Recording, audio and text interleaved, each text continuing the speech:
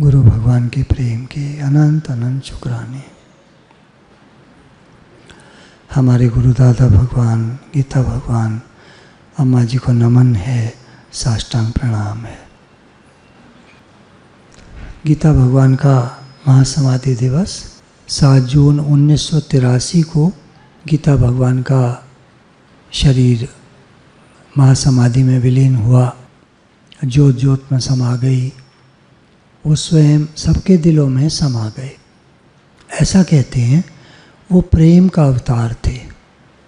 जो भी उनसे मिलता वो उनके प्रेम में बस खो जाता। अपने यंग एज में, वैसे बचपन से ही उनको गाने का बहुत शौक़ था, बहुत शौकीन थे। सहेलियाँ खूब, और हारमोनियम बजाना, गाने गाने, फिल्मी गाने गाने। समय थोड़ा बीता तो वो एक बार क्या हुआ, उनकी भाभी को कुछ प्रॉब्लम हो गई। तो डॉक्टर ने कहा कि इनको मन की शांति चाहिए, ये परेशान हैं, इनके जो डिलीवरी होगी वो बच्चा नॉर्मल नहीं होगा, तो इनको मन की शांति चाहिए। तो अब विचार किया भाई घर वालों ने क्या करें। दादा भगवान सत्संग करते थे, घर में तो नहीं करते थे, बाहर जाके किसी के यहाँ जैसे भी उस समय था तो करते थे। गीता भगवान ने भी सुना था सत्संग, लेकिन वही होता है ना कि घर के लोग जो हैं वो ज़्यादा ध्यान नहीं देते। घर के लोग आप जानते होंगे वो आपसे सत्संग ध्यान से सुनते नहीं हैं, ऐसे हाँ ठीक है, हाँ ठीक। तो अब ये हुआ कि भाई भाभी को लेके जाना है सत्संग में, तो गीता भगवान को काम सौंपा गया कि तुम लेके जाओ, रोज़ इनको लेके जाओ, जब तक इनके डिलीवरी नहीं होगी इनको रोज़ जाना है। तो गीता भगवान ले जाने लगे। अब ले जाने लगे तो फिर बैठना भी पड़ता था वहाँ।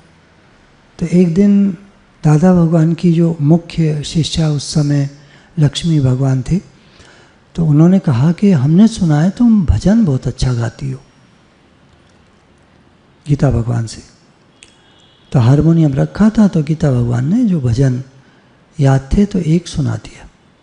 अब अगले दिन भी वही, अगले दिन भी वही। तो भजन गाते गाते गीता भगवान सत्संग से जुड़ गए। भाभी की तो नॉर्मल डिलीवरी हो गई, बच्चा नॉर्मल हो गया। देखिए अब हम सब लोग लगाएं अपने ऊपर, हमारे घरों में क्या क्या हो रहा है। अब वो तो एक अलग बात है, होनहार होती है, भगवान की लीलाएं होती हैं, किसको क्या कराना है, कब क्या कराना है, ये सब भगवान मालिक हैं, स्वामी हैं।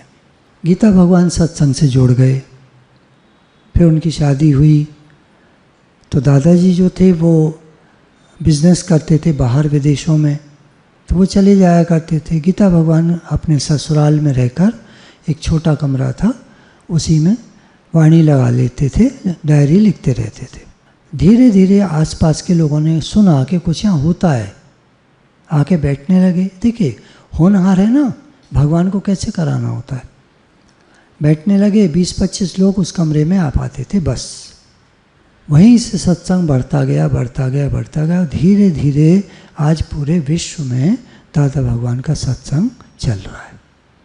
एक बार की घटना है, एक प्रेमी ने सुनाई कि गीता भगवान दृढ़ निश्चयी बहुत थे। एक बार दादा भगवान जी को कानपुर से मथुरा सत्संग के लिए जाना था, तो गीता भगवान एक दिन पहले पहुंच गए 4 प्रेमियों को लेकर। देखा तो घर में कोई तैयारी नहीं थी। तो उन्होंने कहा सत्संग कैसे होगा, कौन कैसे रहेगा।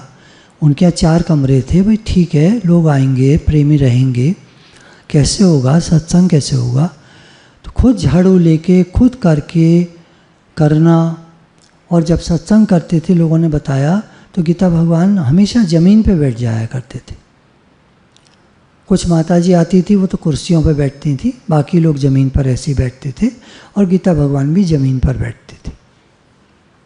इतने निर्माण होके चले वो। कभी अपने को गुरु नहीं कहा, लोगों ने कहा, उन्होंने नहीं माना। जैसे आज भी हम लोग यही बात करते हैं कि हम गुरु के बच्चे हैं, बिल्कुल ऐसे ही हो। तो मथुरा जब जाना था कानपुर से, तो जब चले वो पहुँचे स्टेशन, टिकट लिया, तो एक पैसेंजर ट्रेन जा रही थी। अब कानपुर से लखनऊ करीब करीब 6 घंटे का रास्ता है, और पैसेंजर ट्रेन खचाखच भरी हुई थी। कैसे भी घुसे, आलू की बोरियां रखी थी, उस पर खड़े होकर पूरा रास्ता काटा। हे भगवान, जब ऐसी ऐसी घटनाएं गुरु के जीवन की सुनते हैं तो सच में मतलब आजकल तो लोग गाड़ियों में और एरोप्लेन में और इसमें उसमें, पैसेंजर ट्रेन में आलू की बोरियों पे खड़े होकर, बैठने की जगह नहीं, इतनी ठुसी हुई ट्रेन। क्या कुर्बानी गुरु के जीवन में होती है। कितनी घटनाएं हैं लोग बताते हैं। और वहाँ पहुंचकर सारी अपने आप खुद से तैयारी की। हमेशा गुरु की आज्ञा में चलते थे। जल्दी से निर्णय लेना, कार्य को तुरंत करना, निष्कामता, निरिच्छा भाव, बदले में हमें कुछ नहीं चाहिए, ये भाव होता है। देखिए, आप कहीं सत्संग करने जाएंगे दूसरे शहर में, मान लीजिए आपका मन करे, आप जाते हैं तो वहाँ खाना कोई खिला ही देगा जहाँ आप जाएंगे, वो एक अलग बात है। पर हमारी इच्छा हो कि हम आए हैं और ये पनीर बना के खिलाए, दम आलू खिलाए, ये गलत है। हमारी कोई इच्छा नहीं, जैसा मिल जाए सादा भोजन ठीक है। तो गीता भगवान के कुछ पॉइंट्स हैं। मन मोड़ने में होशियार हो जाओ, नायलॉन के मोजे की तरह, रबड़ की गुड़िया की तरह हो जाओ। हरिजन तो हारा भला, जीतन दे संसार। कभी आगे बढ़ बढ़ के अहंकार मत करो, नम्रता भाव में रहो। गीता भगवान ने एक अपने दादा भगवान उनके पिताजी थे, तो एक अनुभव सुनाया कि वो कहा करते थे दादा भगवान कि मैं अपने घर में सबसे छोटा भाई था, सब बड़े थे, मुझे हुक्म में चलाते थे, मुझे बेवकूफ़ कहते थे, तो मुझे सबके अंडर में चलना पड़ता था। मुझे बड़ा अच्छा फ़ायदा मिला उस चीज़ का कि जब मेरी गुरु से मुलाकात हुई तो मुझे गुरु के अंडर में चलना झट आ गया। अब गुरु जैसे कहें मैं वैसे चलता था, ज्ञान तुरंत लग गया। हम लोगों को ज्ञान लगने में देरी क्यों होती है? अहंकार के कारण। अगर अहंकार न रहे, ठीक है, जैसे हो रहा है, जो हो रहा है ठीक है, जो जैसे कर रहा है ठीक है, हमको जैसे चला रहे हैं ठीक है, भगवान जैसे रख रहे हैं ठीक है, तो ज्ञान लग गया जीवन में। तो फिर हम कौन हैं? है ही आत्मा, भगवान के बच्चे हैं हम। और कुछ बनेंगे तो फिर भगवान के बच्चे नहीं रहेंगे। बड़ा बनेंगे, ये बनेंगे, वो बनेंगे, तो भगवान के बच्चे नहीं रहेंगे, फिर तो कर्ता भाव में आ गए। जब कोई विपरीत चलता है तो पता चलता है कि हम पर क्या असर हो रहा है। उल्टा चलने वाले से पता चल पाता है हमारे अंदर में क्या असर हो रहा है। जब कोई असर न हो तो समझो ज्ञान लग गया। भगवान सब रूपों में आकर परीक्षा लेते हैं कि हमारे अंदर कितनी मैं पड़ी हुई है। मैं कुछ भी हो, बड़ा मुश्किल है ये, क्योंकि दूसरा पॉइंट कहता है अपना कर्तव्य कर्म करो। अब क्या करें उस समय? तो ये समय के साथ समझ में आ जाता है कि कहाँ हमको नम्रता से चलना है और कहाँ थोड़ा सा बताना है, समझाना है। समझाना और बात है, अहंकार करना और बात है। ये फ़र्क हमें समझ में खुद आ जाता है। बताना है, समझाना है, कहना है, ठीक है। जो हमसे प्रेम करते हैं उनमें तो भगवान दिख जाता है, पर जो हमारे मर्जी के खिलाफ चलते हैं, उल्टा चलते हैं, उनमें भगवान देखें तब है बात। इस रूप में भगवान आए, पत्नी के रूप में, पति के रूप में भगवान आए। उल्टा चलने, घर में सबसे ज़्यादा उल्टे चलने वाले में कौन होते हैं? एक तो सास, एक बहू, एक पति, एक पत्नी, ज़्यादातर यही चार होते हैं। बाकी तो ठीक है, थोड़ा बहुत सब। तुम अपने काम, चिंताएं, फिक्र सब परमात्मा पर रख दो, उन पर उतार कर रख दो। वो सबका भला करते हैं, तुम्हारा भी भला करेंगे। चिंता, फिक्र जब भी आती है हमारे मन में तो हम भगवान को दे दें। भगवान आप जानो, आपकी दुनिया है, आपका दिया हुआ शरीर है, आप जानो। तुम कभी भी अपने को अकेला मत समझो। भगवान तुम्हारे साथ हैं, जो सबकी सहायता कर रहे हैं। आज हम खुश हैं, परंतु कल की चिंता करके दुखी हो जाते हैं। आज में हम बहुत सारे लोग बैठे होंगे, सब ठीक होगा उनके साथ, सब ठीक है, आज अभी सब ठीक है, लेकिन कल की बात जब आएगी एकदम से ध्यान में, तो चिंता शुरू हो जाएगी।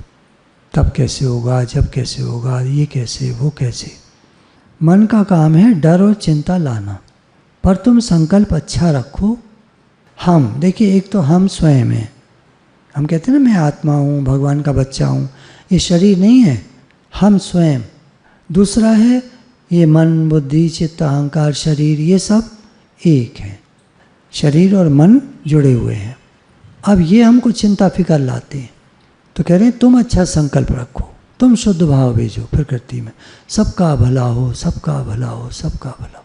मायूसी, चिंता, दुख, फिकर निकाल कर फेंको, भगवान को दे दो।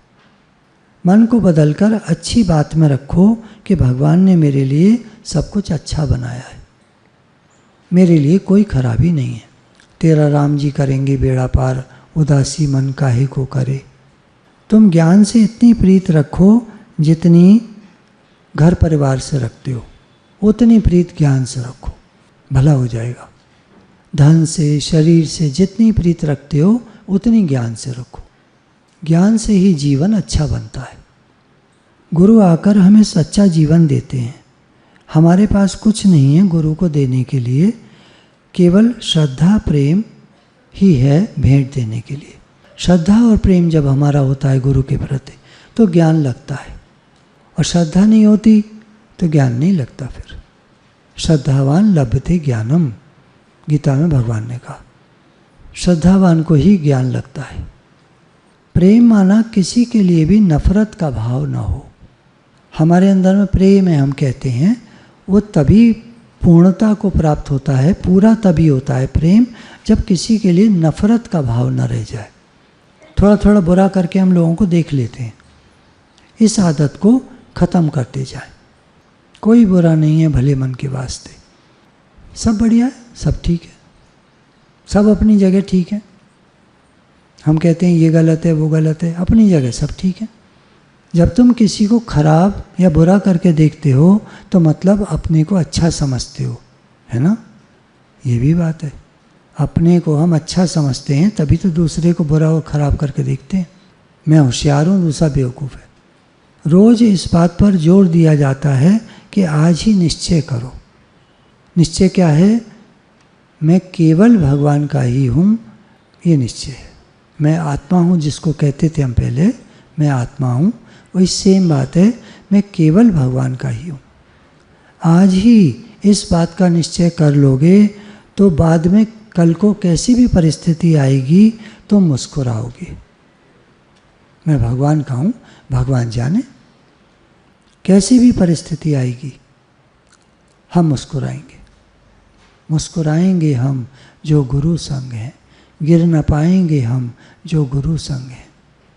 परीक्षा आती है तो हिल जाते हैं क्योंकि निश्चय नहीं किया है। सबसे पहला काम सत्संग, हमारा सबसे पहला काम होना चाहिए। ध्यान हमारा सत्संग की तरफ जाए। बाकी दुनिया तो चल ही रही है। सत्संग कितना होता है दिन भर में? आप अगर एक वाणी सुनेंगे तो आधा घंटा, 1 घंटा बस, बाकी 23 घंटे आपके। रोज़ किसी के दिल को हिम्मत दो, शक्ति दो। रोज़ हम भी ये काम करें। गुरु से हम ज्ञान लेते हैं, हम भी किसी का दुख दूर करें, शक्ति दें उसे, शक्तिदायी विचार सुनाएं उसे। तुम कर सकते हो, तुम डरो मत, तुम परेशान मत हो, भगवान है ना। तुम चिंता मत करो, भगवान है ना। भगवान ने गीता में भी कहा है कि जो भगवान को अर्पण किए बिना खाता है या दूसरों को खिलाए बिना खाता है या ज्ञान को दूसरों को सुनाए बिना अपने पास ज्ञान रख लेता है, वो जैसे पापी है, वो पाप को ही खाता है। तो हमारे जीवन में सबके लिए जगह होनी चाहिए। सब में घर वाले भी आते हैं, रिश्तेदार भी आते हैं, सब आते हैं, जान पहचान वाले भी आते हैं। कुछ लोग बस में जाएंगे कहीं, रास्ते में ही सत्संग सुनाने लग जाते हैं और वो कहता है इतना बढ़िया सत्संग तो हमने कभी नहीं सुना। तो ऐसे कुछ लोग अपना करते रहते हैं। आनंद शांति तुम्हारा जन्म सिद्ध अधिकार है, वो गंवाना नहीं। आनंद शांति चली ना जाए हमारी, भगवान से मिली है हमको। मुश्किलों में जो मुस्कुराता है वही भगवान के राज को पहचानता है। हालत परिस्थिति कैसी भी आए, मुस्कुराएंगे हम जो गुरु संग हैं। तो ऐसे हमारे गुरु जब जीवन में आते हैं तो हमें बहुत कुछ सीखने को मिलता है, जीवन में परिवर्तन आता है। और शुक्राने हैं गुरु के, अनंत अनंत शुक्राने हैं। उनका प्रेम हमको आगे बढ़ाता है। गुरु का जीवन में होना एक बहुत बड़ी नियामत है, एक बहुत बड़ी कृपा है भगवान की कि हमारे जीवन में गुरु हैं। गुरु न मिलते कल युग होता, सतगुरु मिले मेरे सारे दुख बिसरे, अंतर के पट खुल गए ओरी। तो बेमिसाल है सतगुरु, तेरे जैसा कौन है जहान में। तूने जीवन मेरा पलट दिया, तेरे जैसा कौन है जहान में। एक गुरु का सहारा ना होता तो ना जाने हमारे जीवन में क्या होता। अपने अपने जीवन को जिन्होंने अच्छे से ज्ञान सुना है, समय से लगे हुए हैं, वो देखते होंगे कि कैसे आए थे हम और कितना जीवन बदल गया हमारा। कितने शुक्राने गुरु के, कितने शुक्राने। ये जुबान गा नहीं सकती, ये जिह्वा गा नहीं सकती, मुख बोल नहीं सकता, हमारे पास शब्द नहीं है। कितने शुक्राने गुरु के। कलम लिख लिख के हारी है, जुबां गा गा के हारी है। ज़मीं आकाश से ऊंची, गुरु महिमा तुम्हारी है। गुरु भगवान के प्रेम के अनंत अनंत शुक्राने। राधे राधे भगवान जी।